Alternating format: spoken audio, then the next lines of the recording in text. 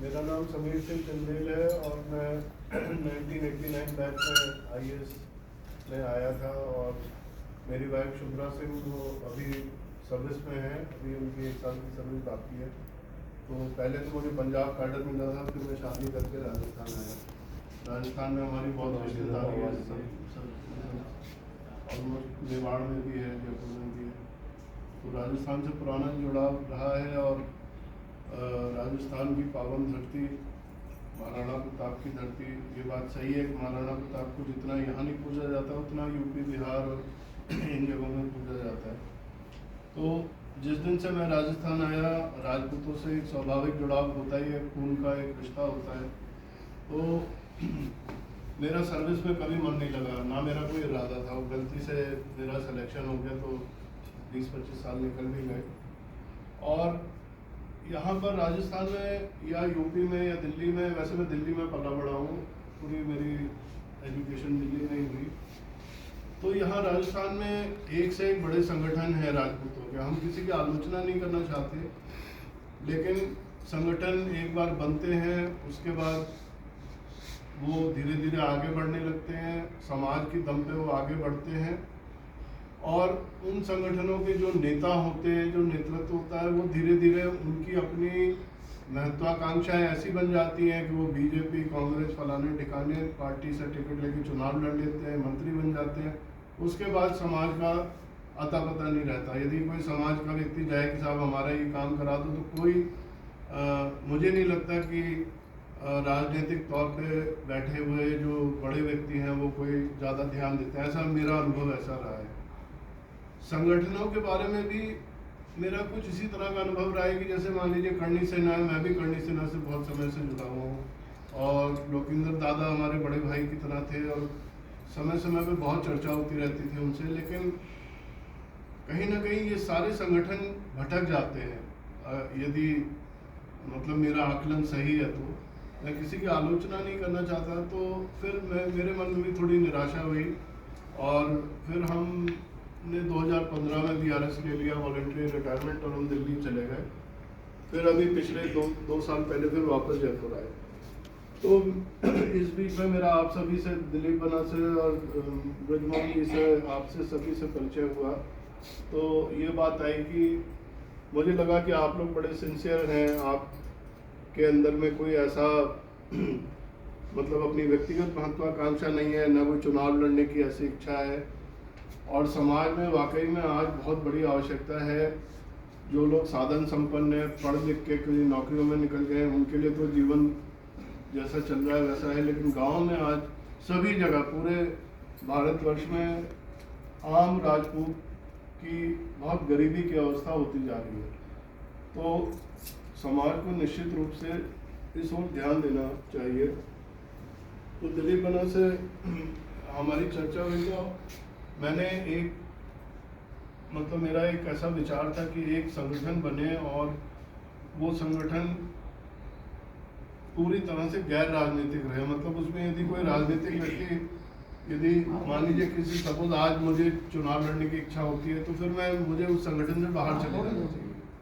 और यदि मैं संगठन में रहता हूँ तो फिर मुझे राजनीति से कोई लेना देना नहीं होना चाहिए। क्योंकि मैं बार बार देख रहा हूँ कि नेता समाज के नाम पे 33 साल से मैं देख रहा हूँ कि समाज का नाम लेके नेता बड़े हो जाते हैं, उसके बाद वो और बड़े व्यक्ति बन जाते हैं और समाज कहीं ना कहीं पीछे छूट जाता है। तो मेरे 2-3 विचार थे जो मैं आपके सामने रखना चाह रहा था।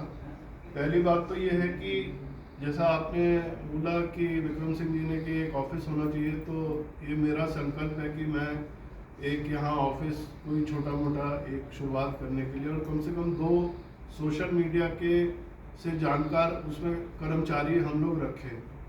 मतलब एक ऑफिस हो और सोशल मीडिया को कोऑर्डिनेट करने वाला यदि 1-2 लड़के बच्चे बच्चियाँ हों तो फिर एक संगठित रूप दिया जा सकता है। इसके बाद हमें प्रत्येक संभाग स्तर, जिला स्तर और तहसील स्तर और फिर अंतिम रूप में पंचायत स्तर पे भी अपने संगठन की इकाइयाँ बनानी पड़ेंगी। और ये कोई मुश्किल काम नहीं है, क्योंकि मैंने देखा है कि जैसे जैसे करणी सेना भी मेरे देखते देखते ही खड़ा हुआ संगठन, और ये एक रिएक्शनरी संगठन बना ऐसे कि जैसे कि कोई घटना हो गई, मान लीजिए राणा सांगा के लिए किसी ने कुछ बोल दिया, तब सारे लोग इकट्ठे हो गए, और जब वो घटना ठंडी हो जाती है उसके बाद फिर कोई समाज में मतलब एक्टिविटी होना बंद हो गई। लेकिन जो आप लोग ये काम कर रहे हैं, यहाँ हम लोग जो ये बैठ के कुरीति उन्मूलन का काम कर रहे हैं, ये एक ऐसी एक्टिविटी है कि जो कि पूरे 365 दिन चलती रहती है, चलती रह सकती है। और विभिन्न प्रकार, अब जैसे आज शराबबंदी और दहेज और इनकी बातें हुई, लेकिन ड्रग्स का एक बड़ा चलन बढ़ता जा रहा है और गांव में बहुत बड़ी समस्या होती जा रही है ड्रग्स की। तो हमें इन सब, जब हमारा संगठन मजबूत रूप से खड़ा होता है तो फिर धीरे धीरे इन कुरीतियों से लड़ने की भी हमें ताकत प्राप्त होगी। और इस संबंध में मेरा ये सुझाव है कि मेरा काफ़ी लंबा अनुभव हो चुका है ये जो नॉन पॉलिटिकल जो मूवमेंट्स होते हैं उनके साथ। तो मेरा ये सुझाव है कि हम लोग एक ट्रस्ट बनाएं, जो एक रजिस्टर्ड ट्रस्ट होता है, उसमें 5, 7, 10 जितने भी लोग हैं उनका वो शामिल हो सकते हैं। ट्रस्ट में फ़ायदा ये होता है, एक तो टैक्स के कई तरह के बेनिफिट्स मिलते हैं। अगर आप इनकम टैक्स एक्ट में कुछ रजिस्ट्रेशन करा लें तो उसमें कुछ छूट मिलती है टैक्स में। और सोसाइटीज़ एक्ट में पेपर वर्क का बहुत झमेला होता है, उसमें रेगुलर इलेक्शन, रेगुलर मीटिंग, वो पेपर वर्क हो नहीं पाता है, ऐसा मेरा अनुभव है। जबकि ट्रस्ट में इस तरह की कोई रिक्वायरमेंट नहीं है। तो यदि हम एक ट्रस्ट रजिस्टर करवा लेते हैं और एक छोटा सा हमारा ऑफिस शुरू हो जाता है, उसके बाद फिर धीरे धीरे जो है ये संपर्क बढ़ेगा। सरकारी लाखों करोड़ों लोग राजपूत, अगर देश में जैसा कहा जाता है कि 10% आबादी राजपूतों की है, तो 140 करोड़ 14 करोड़ राजपूत हो गए, जो कि जर्मनी की आबादी से दुगना है। मतलब इतनी बड़ी संख्या हमारे देश में है, ये कोई मतलब कोई हल्की बात नहीं है। और एक राजपूत तो 1.25 लाख के बराबर वैसे ही होता है। तो जस्ट एक सही गाइडेंस और सही लीडरशिप की ज़रूरत है। तो मेरा तो लाइफ में अब जितना भी समय है, मेरा तो यही उद्देश्य है कि अच्छे लीडर्स को समाज में आप आइडेंटिफाई करो और उन्हें आप सपोर्ट करो। अगर अच्छे लीडर समाज में उभरेंगे तो फिर समाज निश्चित रूप से आगे बढ़ेगा। धन्यवाद।